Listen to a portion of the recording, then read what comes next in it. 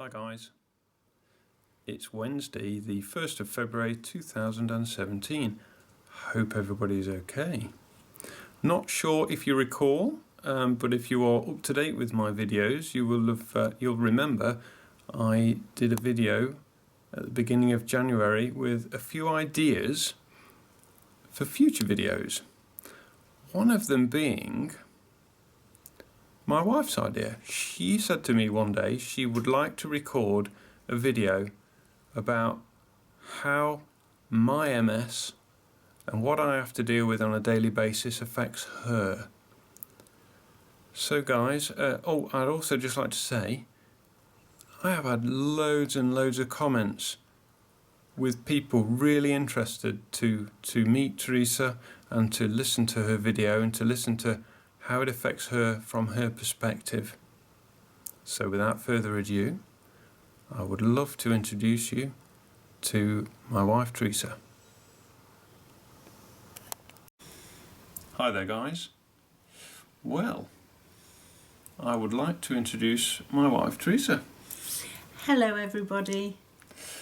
Well, Teresa and I have known each other quite a long time, haven't we? Yes. Must be about 27 years. And we first met in 1990. A lot of water has passed under the bridge since then. We bought our bungalow together in 2011 and we got married in 2014, didn't we, dear? We did. Okay. Teresa, she is my rock. Oh, bless. I know. I have to sort of. And sometimes I get a little bit emotional, you know, when it comes to Mrs. Bradley, but she really is my rock, and I'm not quite sure what I'd do without her. She's always there for me. Nothing too difficult. She never tells me off. I actually try and make a cross sometimes, but it doesn't work. So anyway, guys, I'm gonna pass the camera over to Teresa now, and let's see what she's got to say about me. I might have to edit the video and vet it quite a lot, actually. No, I don't think so. There's nothing bad in there, is there? No. No, I'm only kidding. I know she'd only say good things about me. Isn't that right, dear? Not telling. Okay, guys. Anyway, I hope everybody is well and okay, and it's lovely to introduce my wife Teresa to you. This was entirely her idea. Never for a moment did I ever consider that she would want to record a video, but actually I think she's a natural. I'm quite concerned she's going to be better at me than it soon. So okay. Enjoy. Anyway, I know I'm renowned for talking a lot, but we better get going now, and I'll pass it over. Bye for now. Bye. Hello. Today is Wednesday the 1st of February 2017, and my name is Teresa Bradley, the better half of Neil Bradley.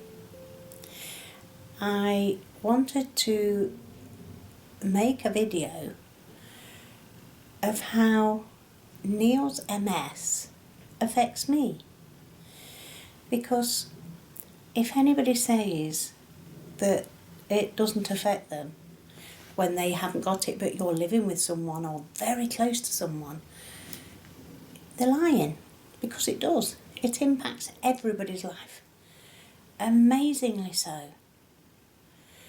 I'd like to go back a bit to when Neil first started his symptoms. If you've been following his videos, you will probably know all this. But a few years ago, he started having strange feelings in his hands and his feet. And I never call it moaning. He'll say, "Oh, I'm moaning again." I don't say he's moaning. He's just telling me what his symptoms are. And when he was saying his hands were burning, I would suggest the only thing I could think of was running his hands under the cold water, because to me that would help. and when his hands were cold, to run his hands under warm water. And little things like this seemed to help with his problems. Then he started getting strange feelings down his legs. And he couldn't bear to have sheets or duvet or anything touch his legs. So I suggested getting a cage to go over his legs like people in hospital. But what I didn't understand was it wasn't actual pain on the outside, it was nerve pain. And it's like everything I suggested, Neil was just saying, oh no, oh no, oh no. But he wasn't just being stroppy and funny. He explained to me why he was saying no. And then I could understand that it was nerve pain that you can't see. And I did try and be more understanding with him.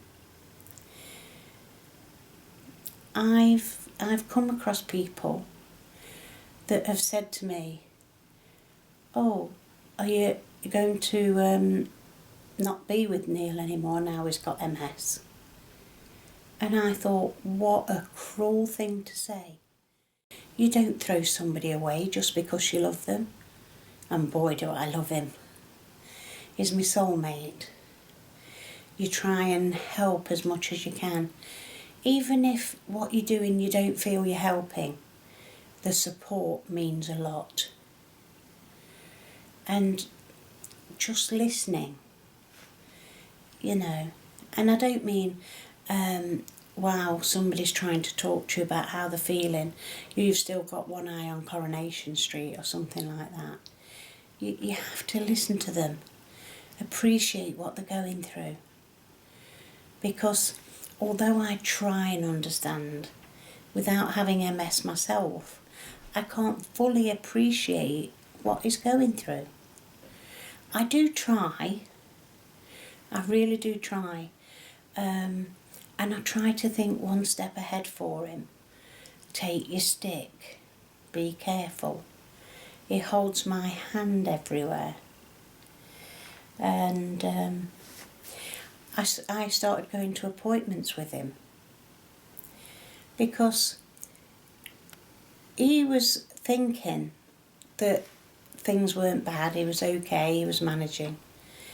And the things that were symptoms to me, he wasn't thinking were anything important.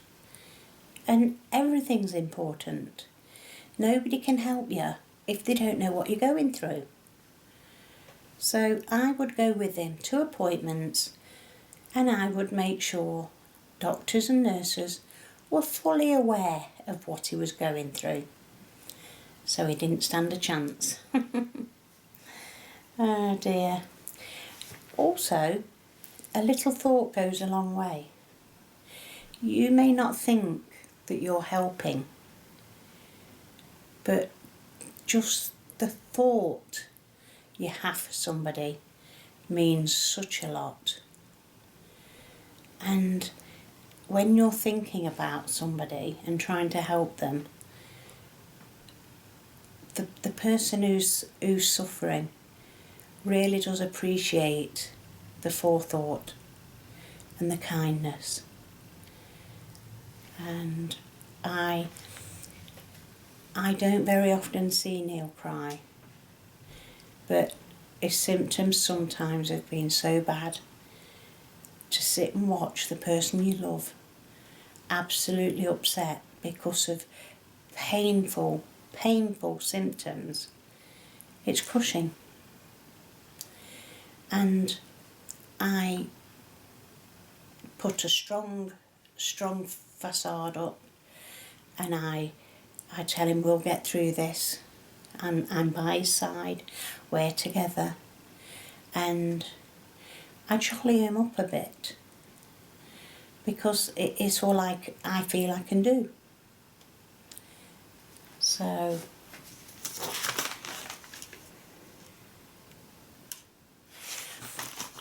Another point, I don't feel Neil needs to be reminded of what he can no longer do. He doesn't need to hear that. I think he needs to be reminded of what he can do. Because sometimes he gets so down. Oh, I can't do this anymore, I can't do that anymore, I can't do the things I love. But I try and remind him, he loves filming the birds and watching the birds in the garden and feeding them. And I really centre on the things he can do that he loves. And he does snap out of it. And the thing is, I'm not for 1 minute saying he's wallowing in self-pity, because he's not that kind of person.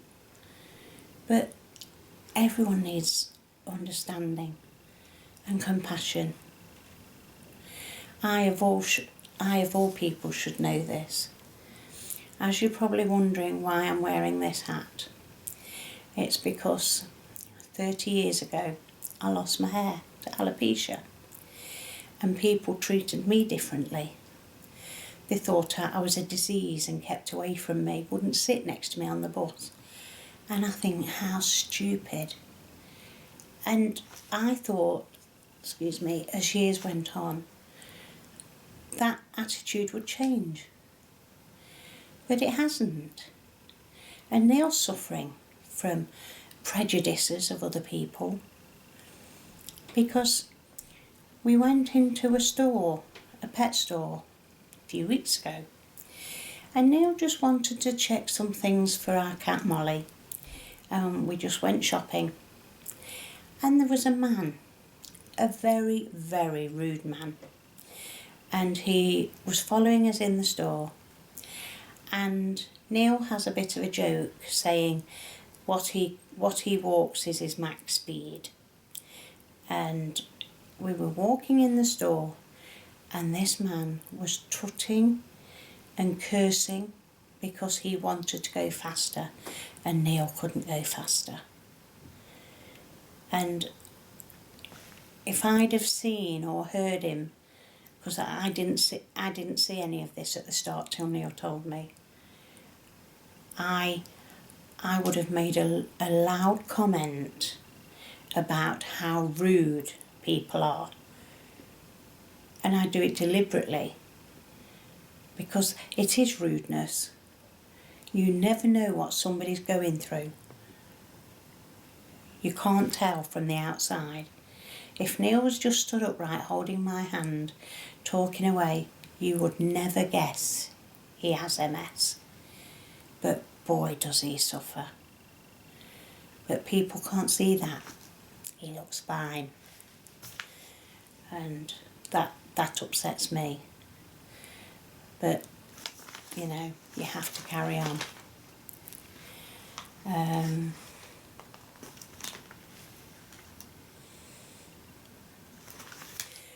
When Neil's at his best, well, on one of his good days, let's say, he's walking around and he says, oh, this is great, I can actually walk, I can put one foot in front of the other. And it's quite upsetting for me, because he's so excited at something I take for granted. And it really does upset me that he's just so grateful. And it's for something that should be, you know, for everybody. And the thing is, when he's happy, I'm really happy for him. And it just makes me smile from the inside out, because my Neil's back again. But the next day, it could be as down, as easy as he went up. And we have to play each day as it comes. I don't like the fact he's got MS, but I'm there, I'm by his side for as long as he wants me, because when you love somebody, you just want to do the best for them. And even if you've got friends, family, we can't fully understand, but we need to show compassion and we care and be happy when they're happy.